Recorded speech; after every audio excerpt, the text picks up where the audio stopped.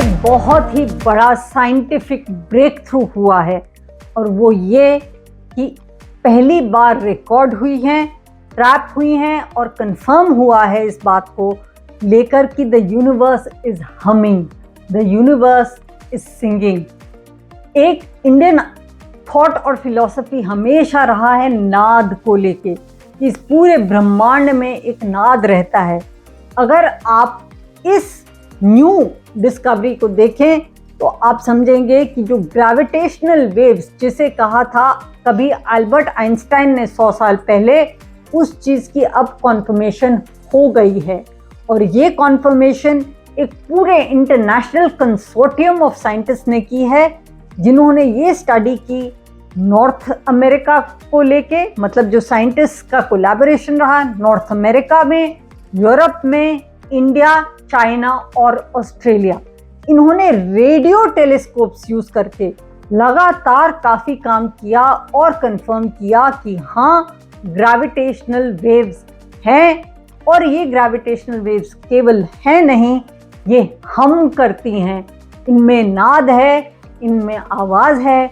और ये धीरे धीरे जिस तरह से एक आदमी गुनगुनाता है, उस तरह से पूरा जो यूनिवर्स है, पूरा ब्रह्मांड है, वो भी गुनगुना रहा है। और ये जो वेव्स हैं, ये जो है ये नॉइस इस तरह का क्रिएट करते हैं। और ये बात पहले एक्चुअली, हालांकि मैंने आपको इंडियन फिलॉसफी की बात की, वो दैट अपार्ट, अल्बर्ट आइंस्टाइन ने तकरीबन 100 साल पहले इस बात को की तरफ इंडिकेट किया था। दूसरी बात ये समझने की है कि ये जो ग्रेविटेशनल वेव्स हैं, ये कोई ऑर्डिनरी वेव्स नहीं है। They penetrate the entire fabric of the universe.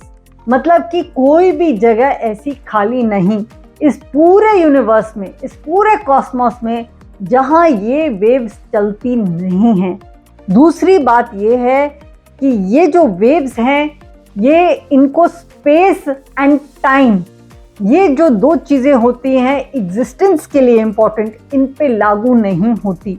मतलब कि they are not either bound by space nor are they bound by time. ये इनफाइनाइट हैं और ऑल परवेडिंग हैं, इसीलिए ये स्पेस एंड टाइम से अलग हैं, जो कि एक बहुत ही यूनिक चीज़ है किसी भी चीज़ के लिए, एग्जिस्टेंस के लिए। क्योंकि चाहे वो सूर्य हो, चाहे पृथ्वी हो, चाहे कितनी गैलेक्सीज हों, सबका एक इनफाइनाइट पीरियड नहीं होता, सबका एक लाइफ टाइम होता है, चाहे वो बिलियंस ऑफ ईयर्स हो, मगर लाइफ टाइम होता है। मगर ये जो ग्रेविटेशनल वेव्स हैं, ये पूरे फैब्रिक ऑफ यूनिवर्स में धीमे धीमे चलती हैं, स्पेस और टाइम से कन्फाइंड नहीं है, और स्पीड इतनी है that they move by the speed of light. और ज़्यादा बात यह है कि they can stretch and they can squeeze. इन कोई ऑब्स्ट्रक्शन इनको डिस्टर्ब नहीं करती है, ये वेव्स लगातार चलती है, कुछ भी इनके पाथ में आए वो इन्हें ऑब्स्ट्रक्ट नहीं करता है। सिलेस्टियल बॉडीज़ के बीच में ये लगातार या स्ट्रेच या स्क्वीज करके उस चीज़ को पार कर जाती हैं। इसीलिए इनकी जो एक एंटिटी है, उसे देखा जाए तो वो बहुत ही ज़बरदस्त एंटिटी है, जिसे अब कैप्चर किया गया है। ये मेन चीज़ इसकी पता करने की और इसका fruit of finding this out, उसका जो एक बेनिफिट जो होगा वो ये होगा कि हमें यूनिवर्स की बहुत सारी मिस्ट्रीज के बारे में पता चलेगा। नेसेंट स्टेज, बिग बैंग जो 13.7 बिलियन ईयर्स पहले हुआ था, उसके एक मिस्ट्री उसके अराउंड जो थी, उसके बारे में पता चलेगा। इसके अलावा ब्लैक होल्स के बारे में और जो स्ट्रक्चर ऑफ द यूनिवर्स है, उसके बारे में हमें इन वेव से कुछ ना कुछ जानकारी मिलने की पूरी उम्मीद है कि जो करंट फॉर्म और स्ट्रक्चर है यूनिवर्स का, वो क्यों है और किस तरह से बना। इन वेव्स की खुद की अगर हिस्ट्री देखी जाए तो मैं आपको बताऊं, 1916 में आइंस्टाइन ने पहले ये बोला था, उसके बाद 1970s में इसका इनडायरेक्ट प्रूफ आया, 2015 ऑनवर्ड्स इसका थोड़ा डायरेक्ट प्रूफ मिलने लगा, और 2023 में इन वेव्स की कॉन्फर्मेशन हमें मिली है।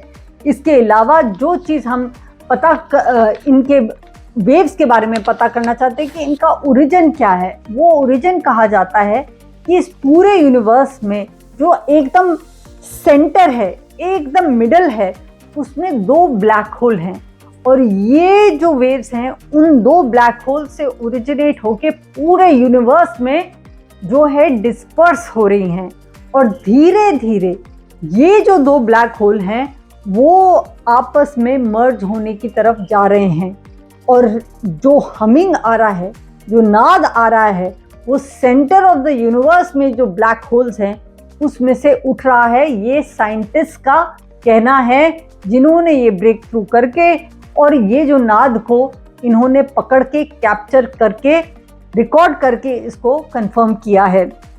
उसके अलावा ये कहा जाता है कि शायद ये वेव्स, एक थ्योरी ये भी है कि उस समय जब बिग बैंग के बाद एकदम जो रेमिनेंट मटेरियल रह गया था जिसको कॉस्मिक इन्फ्लेशन बोलते हैं, शायद वो इसका हिस्सा भी हो सकता है कि बिग बैंग के बाद ये एक रेमिनेंट के तौर पे रह गई हैं और पूरे के पूरे यूनिवर्स में फैल गई हैं।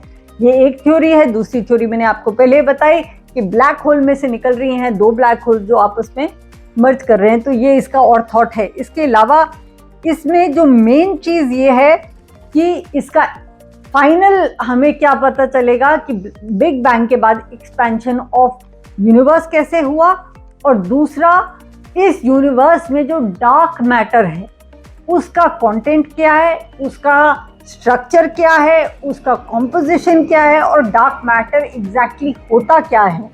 ये सब चीज़ों पे भी लाइट थ्रो कर सकती हैं ये ग्रेविटेशनल वेव। इसीलिए कहा जा रहा है कि this is one of the biggest breakthroughs in science and it is one of the biggest breakthroughs जो हमें बताएंगी कि इस यूनिवर्स की मिस्ट्रीज को अनरेवल करने के लिए ये हमें बहुत मदद करेंगी।